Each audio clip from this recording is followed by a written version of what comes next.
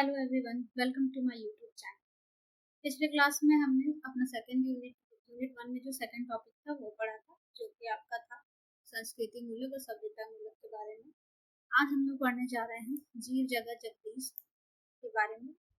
इसकी क्या व्याख्या है, भारतीय संस्कृति में क्या इसका मतलब होता है, ये हम लोग इसमें पढ़ने जा रहे हैं। ठीक है। जीव जगत जगदीश को देखने की भारतीय दृष्टि एवं एकात्मक भारतीय संस्कृति की व्याख्या। तो सबसे पहले हम लोग को इसमें समझना होगा कि जीव क्या होता है, जगत क्या होता है, जगदीश क्या होता है। ठीक है।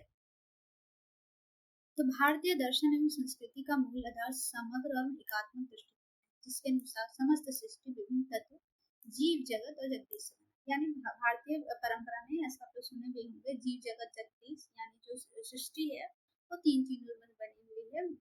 जीव जगत जगदीश, जो कि आपस में क्या अभिन्न रूप से जुड़े हुए। भारतीय चिंतन परंपरा इन तीन प्रतीकों को पृथक सत्ता के रूप में नहीं, बल्कि एक ही सार्वभौमिक स्वयं सत्य के विविध रूपों के रूप में स्वीकार करती है। यह दृष्टिकोण केवल दार्शनिक विचार तक सीमित न होकर जीवन को संपूर्ण व्यवस्था को प्रभावित करती है। भारतीय संस्कृति की व्यापकता इसी एकात्मक दृष्टि में निहित है, जो समस्त सृष्टि को एक सूत्र में मानने का कार्य है। यानी कि जो जीव जगत जगदीश है, ये इस भारतीय दर्शन में बहुत ही महत्वपूर्ण है, जो कि एक दूसरे से आपस में अभिन्न रूप से जुड़े हुए हैं, जो कि संपूर्ण सृष्टि को एक रूप से देखने की बात करते हैं। ठीक है। जिसमें क्या होता है कि इसमें जो समस्त सृष्टि है वो एक दूसरे को एक दूसरे से कहीं ना कहीं बांध के रखती है। पहले तो चलिए समझते हैं इसका मतलब। भारतीय ज्ञान परंपरा के अनुसार जीव जगत और जगदीश के मध्य गहरा और अविभाज्य संबंध स्थापित है। यानी कि इंडियन नॉलेज सिस्टम में हम लोग जीव जगत जगदीश को हम लोग अलग अलग करके नहीं और उसको विभाजित नहीं कर सकते, एक साथ देखने की जरूरत है। या संबंध अद्वैतवाद और सिद्धांतों पर आधारित है, जिसके अनुसार परम सत्य एक ही है, यानी कि एक ही सत्य है। विभिन्न रूपों में ये अलग अलग रहते हैं, अभिव्यक्त होता है, परंतु इसका जो मतलब है वो एक। जैसे जीव का मतलब होता है व्यक्तिगत। जीव से अभिप्राय प्रत्येक प्राणी की आत्मा से है।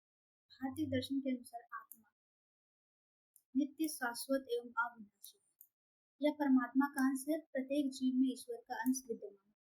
जैसे जीव का मतलब यहाँ बताया गया है कि एक व्यक्ति, जो इंडिविजुअल व्यक्ति के अंदर जो आत्मा होती है, हम लोग सुनते हुए हैं कि आत्मा कभी नहीं मरती है, वो अविनाशी होती है, जो शाश्वत होती है। भारतीय दर्शन में आत्मा कभी भी मरती नहीं है। और हम लोग इसको इस तरह से भी कहते हैं कि हर एक व्यक्ति के अंदर एक ईश्वर, एक अंश उसका जो विद्यमान होता है, जीव में एक विद्यमान होता है। इसी कारण भारतीय संस्कृति सभी जीवों के प्रति करुणा, दया, अहिंसा का भाव विकसित होता है। इसी के कारण, इसी आत्मा के कारण क्या होता है कि सबके प्रति करुणा, अहिंसा का भाव विकसित होता है।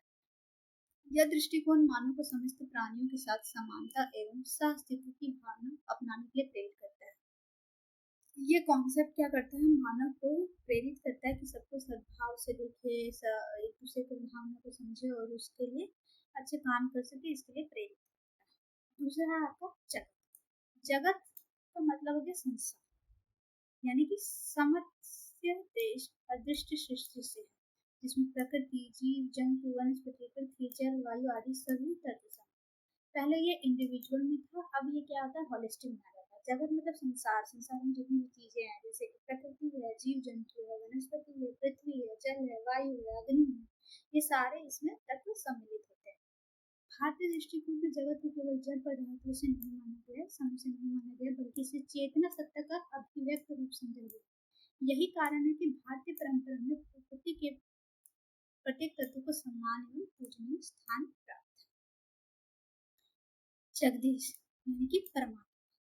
जगदीश का अभिप्राय परम सत्ता से, जो संपूर्ण सृष्टि का सृजन करता है, पालन करता है, संहार करता है, इसे ब्रह्मा, ईश्वर या परमात्मा के रूप में जाना। जगदीश का मतलब सीधा सीधे आप अगर आज की बात में करें तो भगवान से कहा जा सकता है, या एक उम्मीद जिसको हम लोग मान के चलते हैं कि किसी ने इस सृष्टि को बनाया है और उसे चला रही है, उसका सृजन करता वही है, पालन करता वही है, संहार करता वही है, जिसे लोग जगदीश। भारतीय दर्शन के अनुसार यह परमात्मा सर्वव्यापी, सर्वशक्तिमान है, जो प्रत्येक जीव में, वस्तु में व्याप्त है। उपनिषदों में प्रसिद्ध वाक्य ईश्वर समेत स्वरम इसी सत्य को अभिव्यक्त करता है। यानी कि जगदीश का अभिप्राय एक परम ज्ञान से है, ब्रह्म सत्ता से है, जो सभी का पालन करता है, सृजन करता है, संहार करता है, यानी जिसे हम लोग ब्रह्मा, ईश्वर या परमात्मा के रूप में जानते हैं, यानी जो कि प्रत्येक जीव और वस्तु में व्याप्त सम्मिलित, जो कि सर्वव्यापी है, शक्तिमान है। जीव का मतलब हो गया इंडिविजुअल के अंदर का जो प्राणी होता है, जिसमें हम लोग आत्मा से रिलेट कर सकते हैं। जगत का मतलब पूरा संसार, जिसमें प्रकृति, जीव जंतु वनस्पति सब आता है। जगदीश का मतलब ईश्वर से होता है। तीनों को एक आत्मा का क्या है? भारतीय दृष्टिकोण में जीव जगत जगदीश तीनों एक ही परम सत्य के विभिन्न रूप है। इनकी भिन्नता केवल बाह्य रूप में प्रतीत होती है, जबकि वास्तविकता में एक ही तत्व के अभिन्न, यानी कि कह रहा है कि ये है अलग अलग, बट कहीं ना कहीं सब में यही है कि सब में एक आत्मा है, एक समग्र सृष्टि को चलाने के लिए एक आत्मा की जरूरत है। तो ये इस कहीं ना कहीं एक दूसरे से रिलेट करती है, लेकिन बाह्य दृष्टि से अलग। कह सकते हैं कि ये जीव आपका एक छोटा टर्म है, उसके बाद आपका जगत आ जाता है, उसके बाद आपका जगदीश है ना, जो इस चीज को चलाता है। एकात्म भारतीय संस्कृति की व्यापकता। भारतीय संस्कृति की सबसे महत्वपूर्ण विशेषता उसकी एकात्म सार्वभौमिकता, जो समस्त सृष्टि को एक ही परिवार के रूप में देखने को प्रेरित।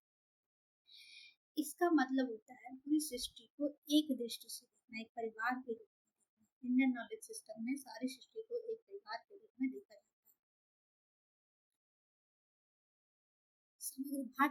समग्र जीवन दृष्टि। भारतीय संस्कृति जीवन के प्रत्येक पक्ष, व्यक्ति, समाज, प्रकृति और ईश्वर को एक दूसरे से संबंधित मानती है। यह दृष्टिकोण जीवन में संतुलन, सामंजस्य स्थापित करने में सहायक होता है। वसुधैव कुटुंबकम सिद्धांत। भारतीय संस्कृति का यह सिद्धांत संपूर्ण विश्व को एक परिवार के रूप में स्वीकार करता है। यह विचार वैश्विक एकता और भाईचारे सहयोग की भावना को प्रोत्साहित करता है। सहिष्णुता, समव्यवस्था। भारतीय संस्कृति विभिन्न धर्मों, भाषाओं, परंपराओं, विचारधाराओं को स्वीकार करते हुए उनमें समन्वय स्थापित करती है और विचार विविधताओं में एकता और उत्कृष्ट उदाहरण। प्रकृति के प्रति आदर, यानी भारतीय संस्कृति में प्रकृति केवल संसाधन नहीं बल्कि जीव सत्ता के रूप में भी देखा जाता है। जीवन का सत्ता के रूप। नदी या पर्वत वृक्ष की हम लोग पूजा करते भाव को प्रकट करते हैं। लोक कल्याण की भावना, यानी कि सर्वे भवन्तु सुखिनः का आदर्श भारतीय संस्कृति की संपूर्ण मानवता को कल्याण की कामना की जाती है। तो उपयुक्त यहाँ पे बताया कि भारतीय दृष्टिकोण में जीव जगत का जगदीश के माध्यम से गहरा अविभाज्य संबंध स्थापित होता है। यह दृष्टिकोण भारतीय संस्कृति को समग्र और संपूर्ण स्वाभाविक रूप में प्रदान करता है। एकात्मक भारतीय संस्कृति न केवल एक व्यक्ति के आंतरिक और आध्यात्मिक विकास को सुनिश्चित करती है, बल्कि समाज एवं विश्व के समग्र कल्याण की दिशा को और, यानी अंत में कहा जा सकता है कि भारतीय संस्कृति की व्यापकता, एकता, समन्वय और आध्यात्मिक गहराई में सीमित है। अगर आपको ये क्लास अच्छा लग रहा है, आपको और भी आगे की क्लास करते रहना है, तो हमारे चैनल को लाइक करें, शेयर करें, सब्सक्राइब